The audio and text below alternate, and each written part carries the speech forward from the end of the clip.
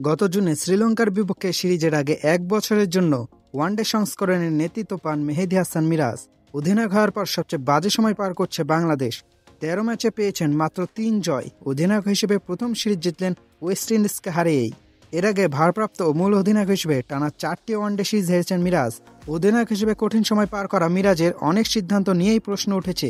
সেসব ওয়েস্ট ইন্ডিজের বিপক্ষে ওয়ানডে সিরিজ জয়ের পর মিরপুরে তার সংবাদ সম্মেলনও এসেছিল।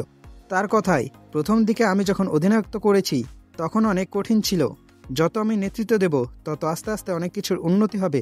আমাদের বাংলাদেশে যারা কিংবদন্তি খেলোয়াড় ছিলেন, যারা অনেকদিন অধিনায়কত্ব করেছেন, তারা আমাকে অনেক সাহায্য করেছেন। সত্যি কথা বলতে তারা পেছন থেকে আমাকে অনেক সাপোর্ট করেছেন, বিশেষ করে যারা বাংলাদেশের সফলতম অধিনায়ক। বাংলাদেশের সাবেক 2 অধিনায়ক তামিম ইকবাল ও মাশরাফি বিন মুর্তজার নাম আলাদা করেই বললেন মিরাজ। মাশরাফি ভাই আমাকে অনেক সাপোর্ট করেছেন, আমাকে অনেক কিছু বলেছেন। তামিম ভাই আমাকে ফোন দিয়ে বলেছেন যে এভাবে করলে ভালো হবে, কারণ আপনি যদি দেখেন তারা কিন্তু দুজনেই বাংলাদেশের সবচেয়ে সফলতম অধিনায়ক। সত্যি কথা বলতে তারা আমাকে অনেক সাপোর্ট করেছেন। এই যে 2টি সিরিজে অনেক কিছু হয়েছে, তারা হয়তো কাছ থেকে দেখেছেন, অনেক কথা হয়েছে তাদের সঙ্গে। এই জিনিসটা আমার কাছে খুব ভালো লেগেছে। এরপর আরও বলেন মিরাজ, আমাকে যখন অধিনায়কত্ব দেওয়া হয়েছিল তখন আমাদের দলে পজিশন ছিল কত? 10 নম্বর। এখন কোথায়? 10এই আছে। হ্যাঁ, মাঝখানে আমি অনেক ম্যাচ হেরেছি, কিন্তু মূল খাতা হলো ওয়ানডে খেলার স্বীকৃত এমন দলের সংখ্যা 10টি।